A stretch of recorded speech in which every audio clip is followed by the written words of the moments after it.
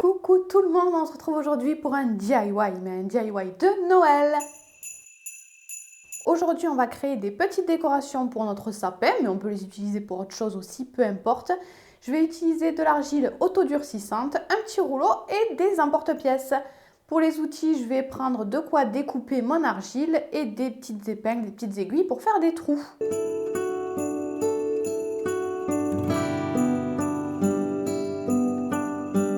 La première étape est très simple, il suffit de prendre un petit peu d'argile, d'étaler la pâte, faites attention à l'épaisseur que vous souhaitez, moi j'ai fait quelque chose d'un petit peu épais quand même, mais pas trop parce que c'est lourd quand même l'argile. Et ensuite j'utilise mes petits emporte-pièces.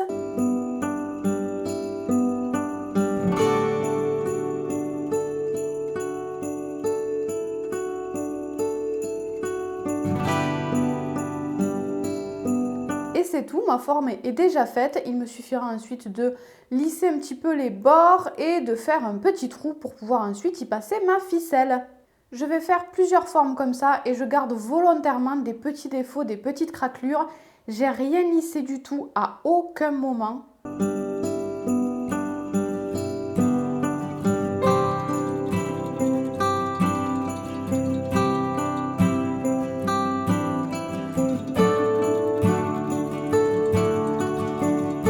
Avec les chutes d'argile, j'ai fait des petits losanges. Je ne savais pas encore exactement à cette étape-là ce que j'allais en faire. Je savais que j'allais les suspendre. Vous verrez ça plus tard dans la vidéo. Mais du coup, j'en ai fait de différentes tailles, pas de différentes formes, mais il y a certains, je les ai creusés. J'ai fait plus ou moins de trous à l'intérieur. Donc voilà, j'en ai fait un petit peu de différentes sortes. Je ne les ai pas du tout tous utilisés à la fin.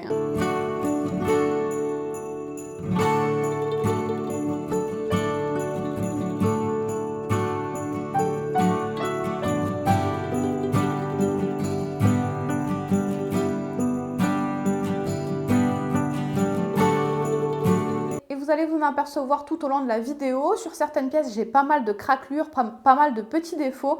J'ai volontairement gardé tout ça. J'ai à aucun moment essayé de lisser parce que je voulais un côté très brut, très naturel, limite avec des défauts. Si vous, ce côté-là ne vous plaît pas, vous pouvez essayer de lisser, rajouter un petit peu d'eau sur vos doigts et essayer de lisser avec les doigts. Ou une fois que c'est sec, essayer de limer un petit peu. Moi, j'ai rien fait de tout ça. Au contraire, quand il y avait des petites fissures, je les ai gardées. Mais j'ai essayé d'avoir un petit peu de tout, donc j'ai des pièces plus lisses que d'autres. Bref, voilà, je voulais absolument garder ce côté brut, c'est voulu.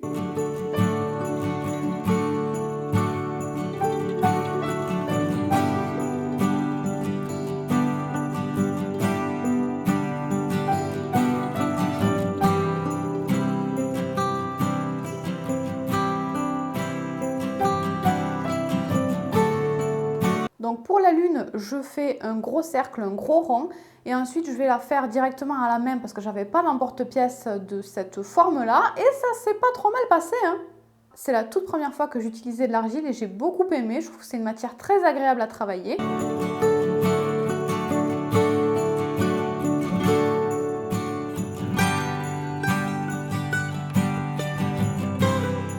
Voilà quelques pièces que j'ai faites, donc avec mon paquet de 250 g d'argile, j'ai fait une dizaine de formes sans compter les petits losanges. On va passer au décor, je vais utiliser de la peinture acrylique noire et blanche et deux pinceaux, il n'y en a qu'un à l'image là mais j'en ai utilisé un plus petit aussi par la suite. Pour commencer, je vais peindre la moitié de chaque forme en noir pour faire un petit peu comme si le bas de l'objet c'était de la neige et le haut c'est un ciel étoilé. Vous n'êtes bien sûr pas obligé de faire la même chose que moi. Moi je suis restée en fait sur un thème voilà, astral, lune, étoile, tout ça, tout ça. Mais amusez-vous bien sûr, c'est juste une idée que je vous propose.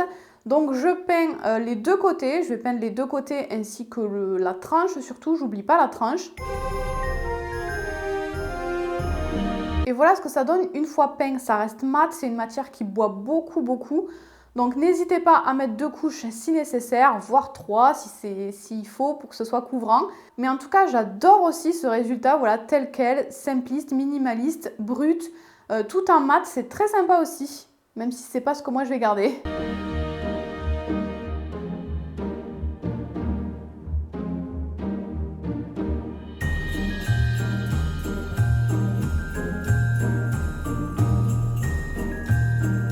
Ensuite, je vais rajouter plein de petits dessins. Je me suis amusée, là encore, hein, faites ce qui vous fait plaisir.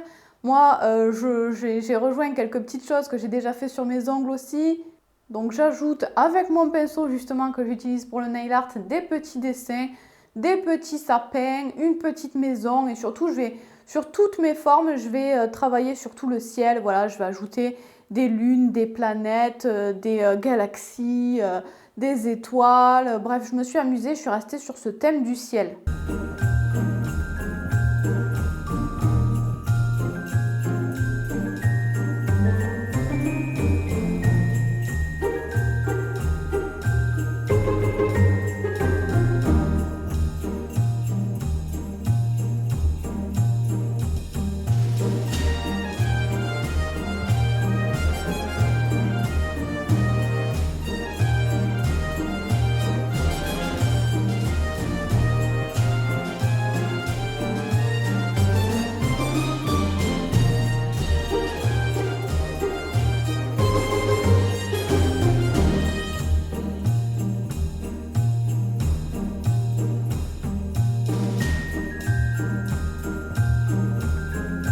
Et à chaque fois, je fais des motifs différents sur chaque forme, mais également de chaque côté. Je trouve ça plus sympa, plus rigolo.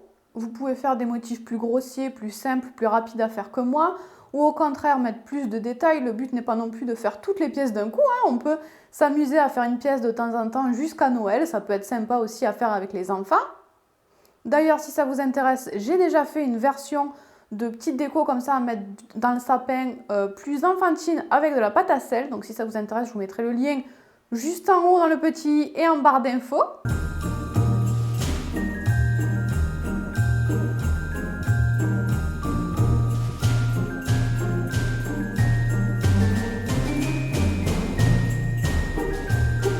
Je fais tous mes dessins sur le noir, je laisse le blanc totalement brut sans peinture. Je vais ensuite utiliser des paillettes et je vais coller les paillettes avec un vernis, mais ça peu importe, vous pouvez mettre n'importe quoi. Il faut une matière qui colle un petit peu, mais peu importe le vernis, ça n'a pas beaucoup d'importance. Il faut juste que les paillettes puissent adhérer dessus. Donc je mets un petit peu de ce vernis là, je viens récupérer quelques petites paillettes que je saupoudre par-dessus. Ensuite, hors caméra, vous ne le voyez pas parce que c'était compliqué à filmer, je souffle dessus pour enlever toutes les paillettes qui ne tiennent pas. Voilà ce que ça donne, je laisse un petit peu sécher. Je vais ensuite utiliser un vernis pour faire tenir ma peinture et également pour le rendre brillant, pour avoir un aspect beaucoup plus glossy parce que je voulais quelque chose de très brut sur le bas de l'objet, mais au contraire quelque chose de très brillant, d'un aspect très laqué sur le dessus. Donc j'aime beaucoup ce vernis, c'est la première fois que je l'utilisais, je ne le connaissais pas du tout, il m'a appelé en magasin. Je l'aime bien parce que je le trouve facile à utiliser, il ne fait pas de bulles, il est très pratique, mais j'aurais aimé un résultat un peu plus lisse. Je voulais quelque chose de brut en bas, mais d'un petit peu plus lissé, d'un petit peu plus vert, glacé, etc.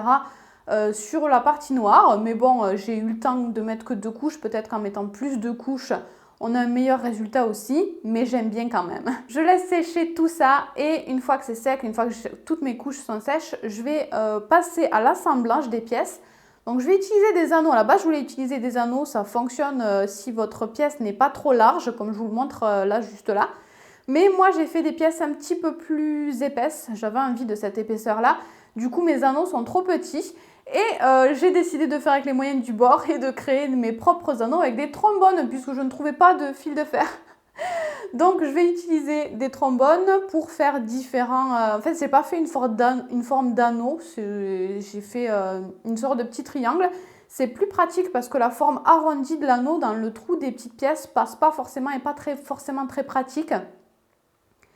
Je sais pas si c'est très compréhensible ce que je raconte, mais bref, j'aimais bien le côté plat à certains endroits de ces petits triangles.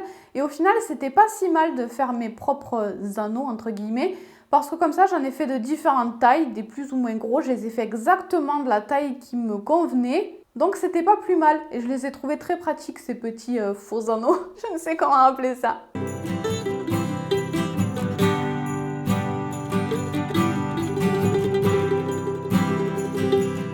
Donc je vais vous montrer 2 versions pour les attaches.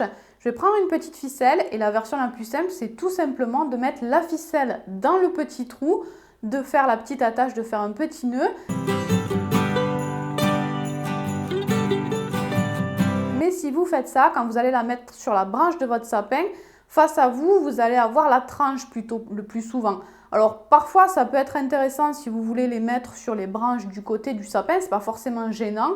Mais moi j'ai eu envie de rajouter, comme j'allais mettre de toute façon des anneaux un petit peu partout aussi sur le bas de mes pièces, j'ai également rajouté un anneau au niveau de mon attache. J'ai ensuite mis mon petit fil à l'intérieur de l'anneau et non pas à l'intérieur du petit trou. Comme ça va faire l'inverse, ça va changer le sens de la pièce. Et quand vous allez le mettre sur la branche de votre sapin, cette fois la pièce va se mettre plutôt face à vous. C'est un petit détail, pas du tout obligatoire, mais je voulais vous expliquer pourquoi j'avais mis un petit anneau au niveau de l'attache également.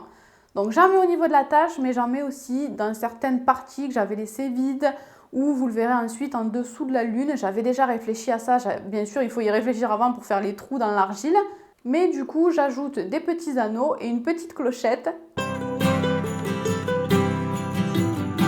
Et je trouve ça tellement sympa, tellement fun. Déjà, j'ai une passion pour les petites clochettes, pour les petits gros lots. Je ne sais pas si vous le savez.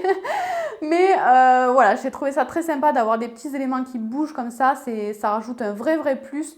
Je suis très fan de l'aspect que ça donne à la lune. Donc là, j'avais réfléchi un petit peu à tous les losanges que j'allais mettre. Et une fois que je suis sûre de moi, ben voilà, j'assemble tout ça avec des anneaux, avec ceux que j'ai fabriqués ou avec des anneaux plus petits. Mais surtout, pensez bien à faire les trous avant que l'argile ne sèche. Il faut les faire avant.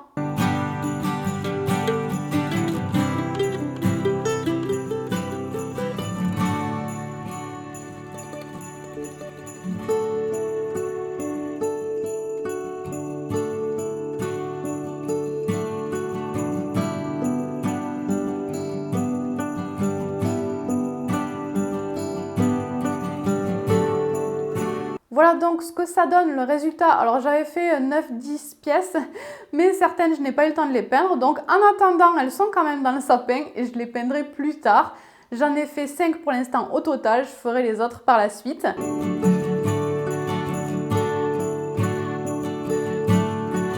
L'avantage de l'argile autodurcissante, c'est que vous n'avez pas besoin de four, vous n'avez pas besoin de réfléchir, de vous prendre la tête sur la cuisson. Vous faites vos petites décos, vous les laissez de côté et vous y revenez plus tard. J'ai trouvé ça très pratique.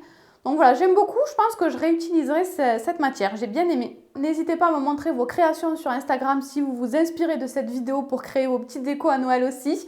Surtout, amusez-vous et je vous fais plein de bisous. Ciao!